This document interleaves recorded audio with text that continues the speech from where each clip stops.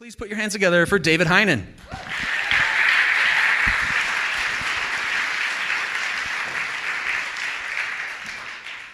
So this is the story of my elementary school crush. Her name was Anne. That's A-N-N-E. I want to make that clear. You needed that extra E, okay? It's like the E at the end of the word old. This is straight up Shakespearean stuff. She's a classy elementary school lady, right? So I crushed on Anne from kindergarten on. I can't ever remember crushing on anyone else. I was a very monogamous elementary school kid. So let me just give you an anecdote to demonstrate the depth of my crush. Second grade. Okay, think about that. Second grade.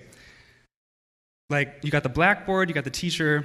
There's probably like 28 or 30 of us in the class. So like 5 rows of 6, 6 rows of 5, whatever.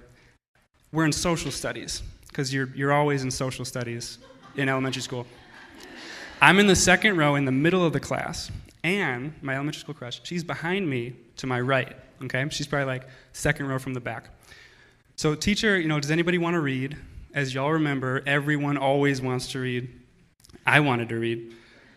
Anne gets called on. And you remember, getting called on to read was like winning a Congressional Medal of Honor. It was like the greatest thing in the world. Anne gets called on. What do? Everyone else in the class, just picture this, is just, following along in the book with their little 7-year-old finger. Not me. This was an opportunity. I turned to look back. Like I'm talking like smash my knees into the desk, like crane my neck, just stare at this girl while she's reading. She turns beet red. I remember that. To her credit, though, not just a classy lady, intelligent too. She did not falter in her reading at all, despite all this male attention. And I remember this because afterwards, like at recess or something, Anne's best friend, Anna, that was a whole thing, Anne and Anna, try saying it 5 times fast. Anna takes me aside and makes sure that I know that was weird, what I did.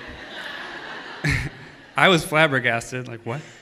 And I remember it so clearly because Anna, at this point, still had a little bit of a speech impediment. Had a little trouble with her R's. We've only been talking for 4 years at this point. We're 7, so I don't fault her for it. When she said weird, it wasn't weird, it was weird, okay?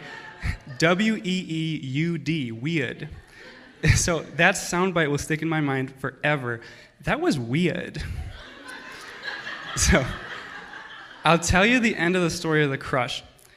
In 6th grade, I asked Anne out. I did it. She turned me down flat. Turned me down cold. But I'm telling you, the feelings were mutual. I really believe that. Because what she said was her parents wouldn't allow it. In 6th grade, we're 12, right? So parents are still a thing. And her parents wouldn't allow it. How can you fault someone for that, right? This girl is classy, she's intelligent, she's virtuous, right? She's trying to do right by her parents.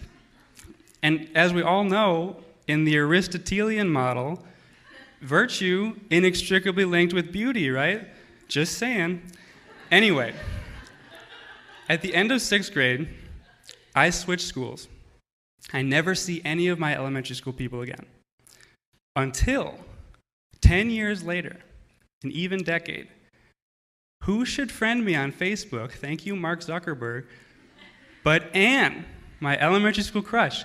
Long story short, we get lunch at Panera. I haven't seen this girl in 10 years. And if you're 40 and you haven't seen someone in 10 years, big deal. You had kids, you blinked, 10 years passed. I haven't seen this girl from 12 to 22.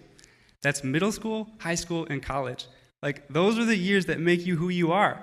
When I walk into Panera, I got 2 thoughts. One, I'm just curious.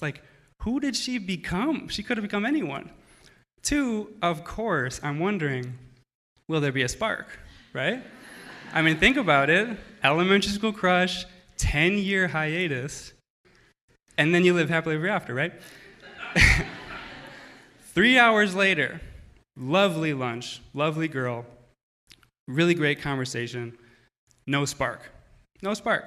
We get real chummy, we're exchanging book recommendations, but it's really hard to describe. It's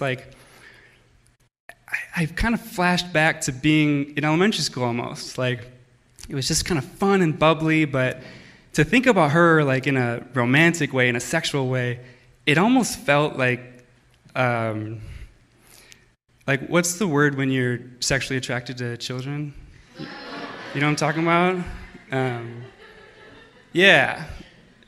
Maybe not something to shout out in a crowded room of people, but no, yeah, absolutely. It was just like, it just felt inappropriate. I don't know, it was very bizarre. At the same time, though, I really enjoyed talking with her. I wanted to keep getting to know her, and over the course of the next year and a half, we developed a friendship, and hanging out with her was like, again, it was just, it was almost like she opened this portal to my past. I'm remembering like people and sights and sounds that I'd completely forgotten, and there's something so warm and comforting about it. It was wonderful. I didn't want it to end, and had other ideas. So we go to the art museum. After our time with the art museum is done, we're outside, we're about to go our separate ways. She's going this way, I'm going this way. We parked in different places.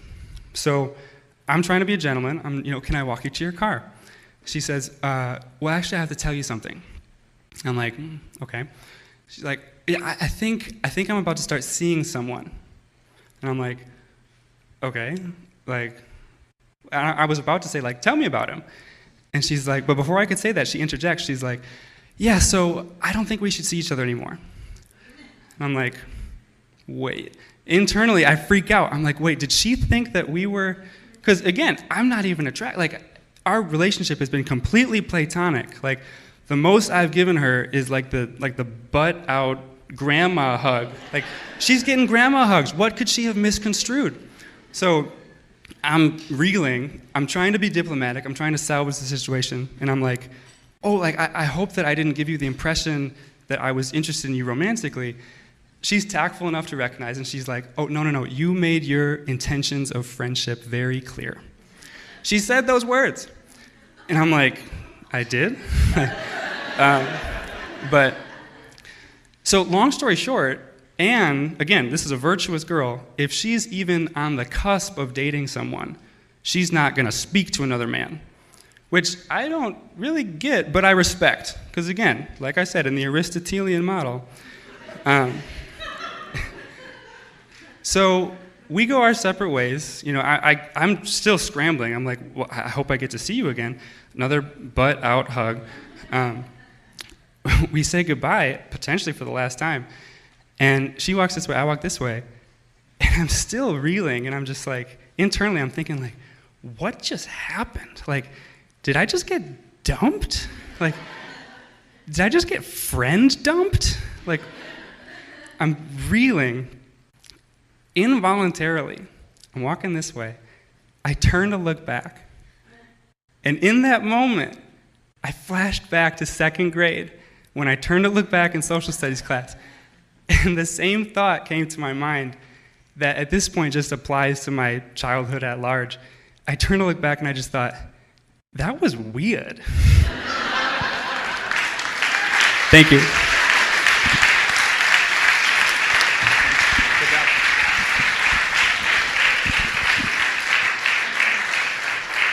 Thank you, David.